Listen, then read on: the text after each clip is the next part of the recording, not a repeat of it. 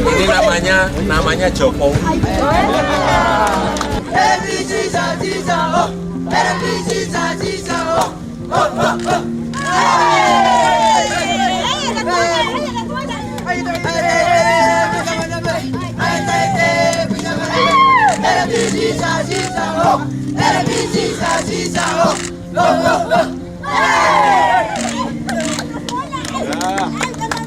Kami Kabupaten Asmat sangat bahagia sekali. Pertama kali Pak Presiden datang di sini, sangat bahagia dan ini sungguh luar biasa buat saya sebagai perempuan Asmat.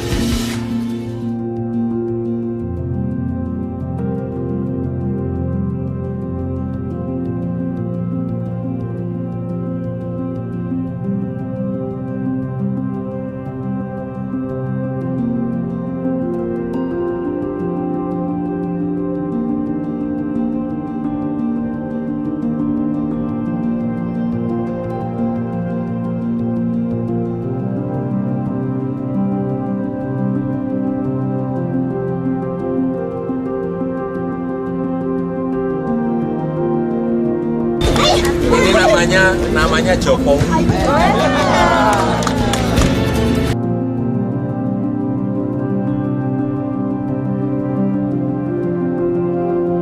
Saat saya di Papua, saya pengen sekali ke kabupaten yang namanya Nduga. Karena ada informasi yang datang ke saya, Pak, Bapak datang ke Nduga, Bapak nanti akan kaget. Lalu kenapa kaget? Ya Bapak pergi saja. Terus saya minta, saya perintah saat itu, saya mau ke Nduga.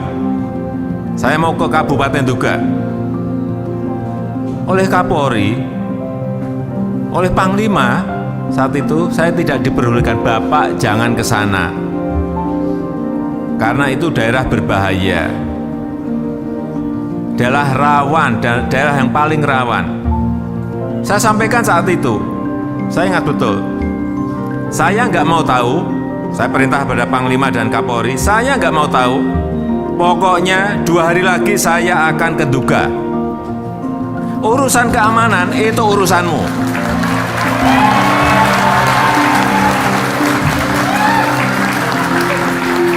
Saya mau terbang ke sana.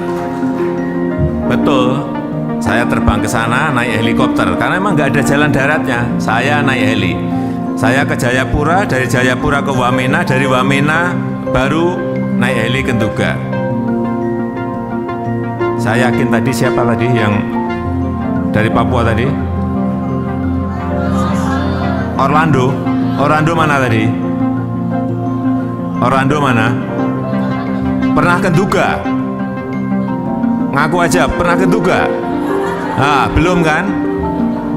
Belum pernah. Ya karena memang dari Wamena saja mau ke Nduga itu butuh waktu 4 hari berjalan di tengah hutan. 4 hari 4 malam. Kalau bilang sudah, saya cek benar. Untungnya bilang belum. Dan saya percaya setelah saya sampai di Nduga, saya ke sana dengan Bu Jokowi.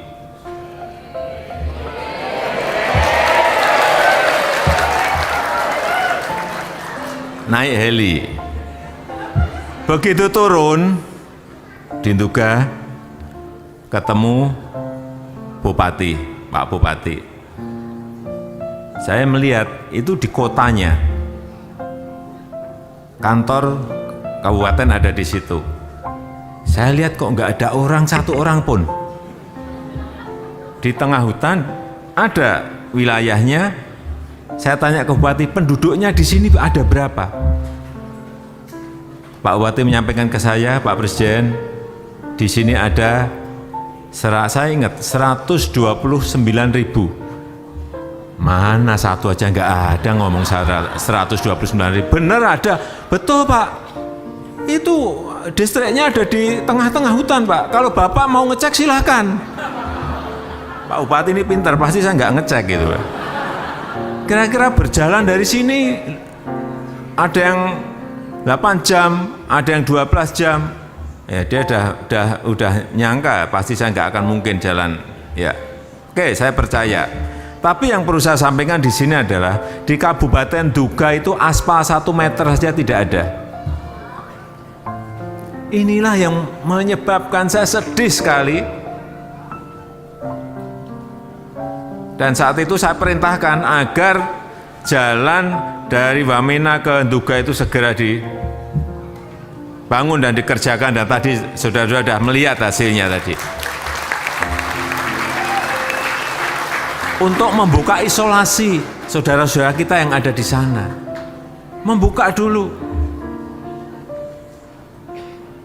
Sebagian sudah diaspal, sebagian belum.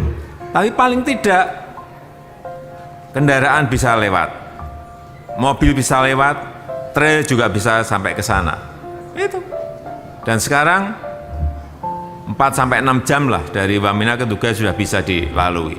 Saya sudah mencoba separuhnya. Saya minta ke Pak Bupati, Pak Bupati, ini benar ada 129.000 enggak sih penduduk yang ada di sini? Benar Pak, ada. Oke, saya tunjukkan saja tempat yang paling ramai yang ada di kabupaten ini di mana? Bisa Pak, kita ke pasar. Saya diajak ke pasar. Begitu sampai di pasar saya kaget, ternyata di situ juga ada paling-paling 60 orang saja. 60, bukan 60.000, 60 orang. Inilah kondisi apa adanya yang ingin saya sampaikan kepada Bapak Ibu dan saudara-saudara semuanya berkaitan dengan pertanyaan tadi.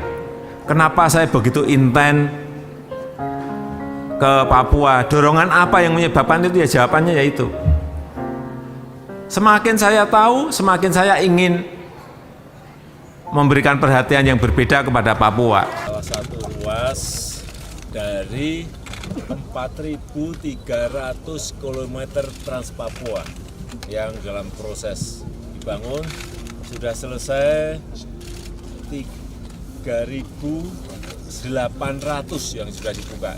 Ini tadi kita berjalan di ruas dari Wamena menuju ke Kenyam, Agas, sepanjang 287 km. Memang yang baru teraspal baru 37 km, tetapi ini akan terus dikerjakan. Ini dikerjakan, kalau kita lihat medannya tadi ya, dikerjakan awal oleh TNI dulu,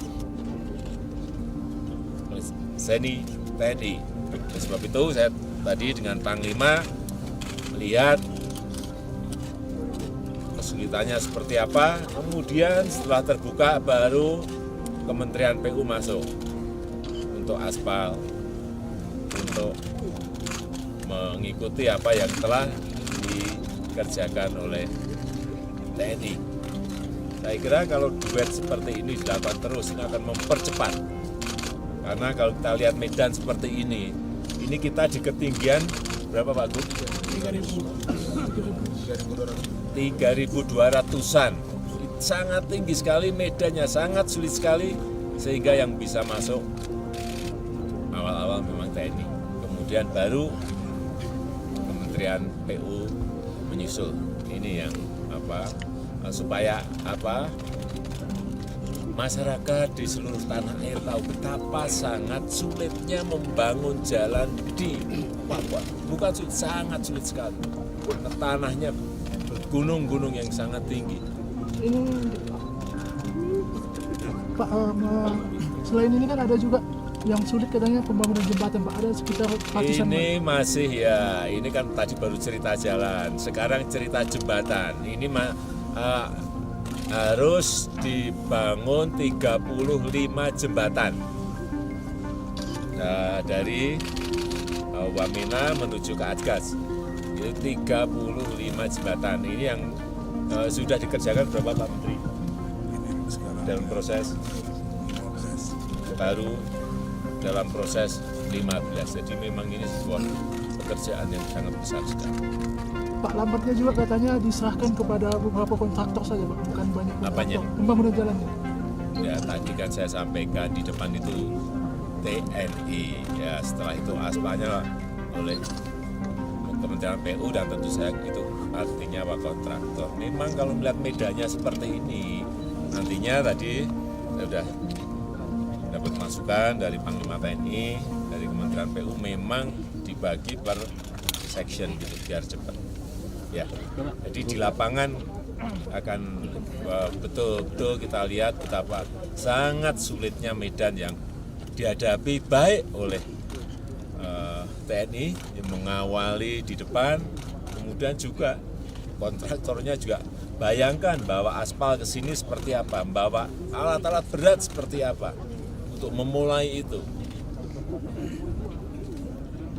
Bisa bayangkan, saudara-saudara tidak membayangkan betapa sangat sulitnya. Baru membawa alat-alat beratnya, belum membawa aspalnya.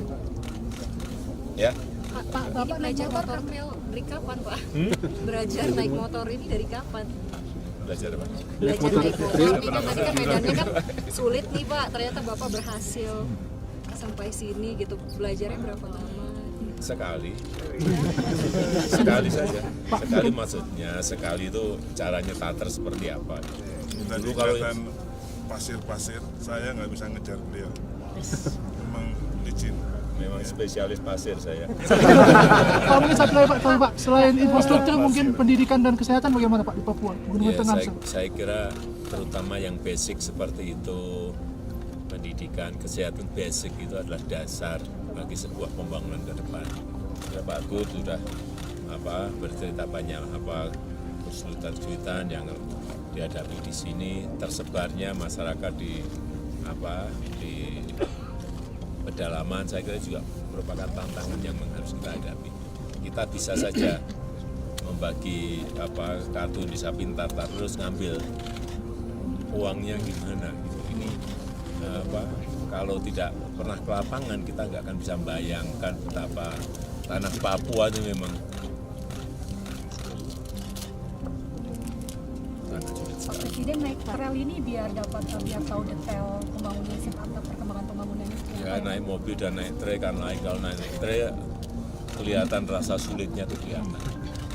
Itu baru naik, coba bayangkan yang membangun. Ya, kita ini kan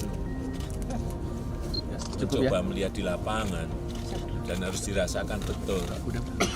Pak, harga kebutuhan bahan pokok di masyarakat di Papua sini khususnya di pedalaman sangat tinggi. Nah, dengan dibuatnya jalur ini ada himbauan khusus bagi masyarakat. Ya nanti kalau sudah ini jalannya jadi, infrastrukturnya jadi, tentu saja akan menyusul harga-harga itu akan turun dengan sendirinya. Itu otomatis karena biaya transportasi lebih murah, biaya logistik lebih murah.